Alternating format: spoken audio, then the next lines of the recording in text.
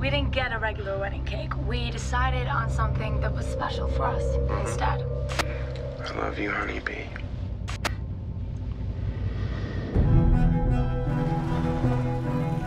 So this is the famous family cottage. Do you like it? Here's what I see.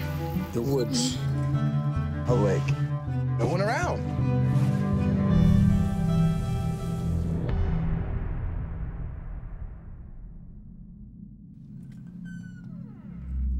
B? This isn't funny. B? Please! B!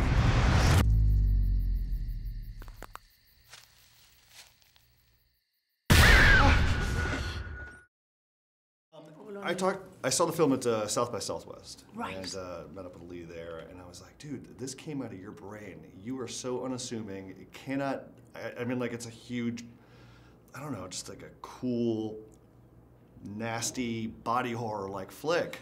Yes. When she approached you, you know, could you have imagined that this came out of her brain as well? I mean, it's just so weird. It was bizarre, but it was obviously, I mean, like certainly the writing was something that you and I were both kind of like drawn to.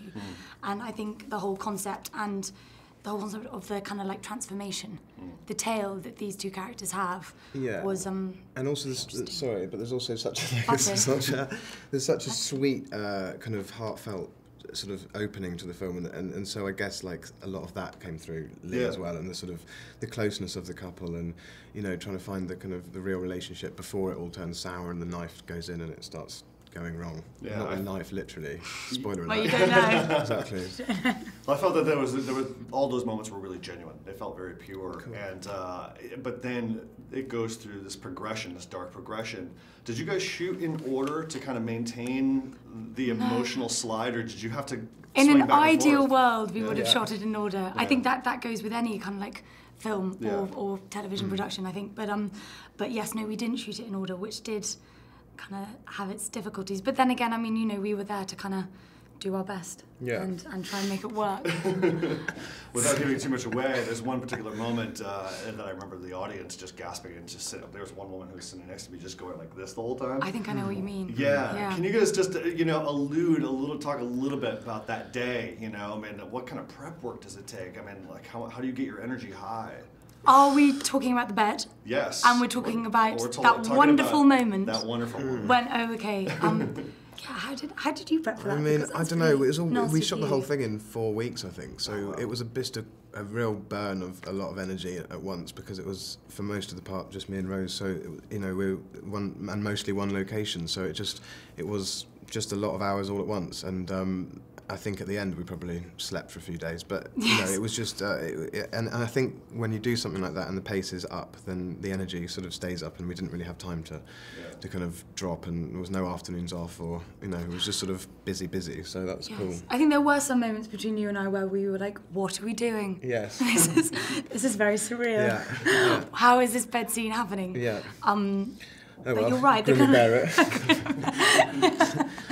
But you're right, you're absolutely right, the kind of pace had to always be up. Yeah, this seems to be a year, I'm just noticing this in general, a year for movies about bad marriages and bad relationships. Where do you think that's coming from filmmakers? I mean, they're just putting these heightened viewpoints on these relationships where they're just either turning into killers or aliens or monsters or whatever.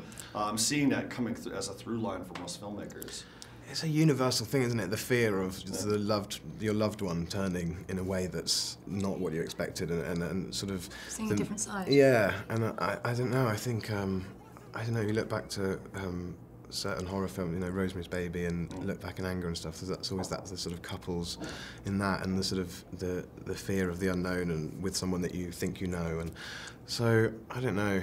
It makes for, I mean, it's a good kind of drama, isn't it? I think it's a good kind of like storytelling, because you're all safe as an audience member. You're kind of like watching it from afar, and you end up thinking, oh, okay, well, that's never going to happen to me, but I want to see this crumble in front of my eyes. And so I think that concept, it is quite sick. It is quite sick. It's just interesting to see come out of a time when there doesn't seem to be any privacy, social media. Everybody seems to know everybody like right off the bat. You know, before they go on that first date, they're like, oh, I've already done so much research on you. You know? Yeah, exactly. So it's interesting to see that this only Paul have done more research on B. Only. Well, thank you so much, guys.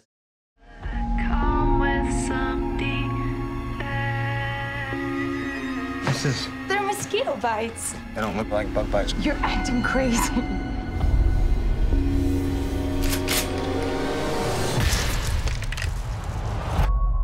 You should leave. You're not safe. What's going on? We need to leave.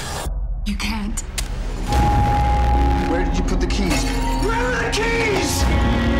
Who's out there? Who is shining the light? I want to protect you. Where is my wife? You look like her, but you're not her. Talk to me! Tell me what's going on! Anyone tell me what's going on! Something bad happened to me. Something bad happened to me in the woods.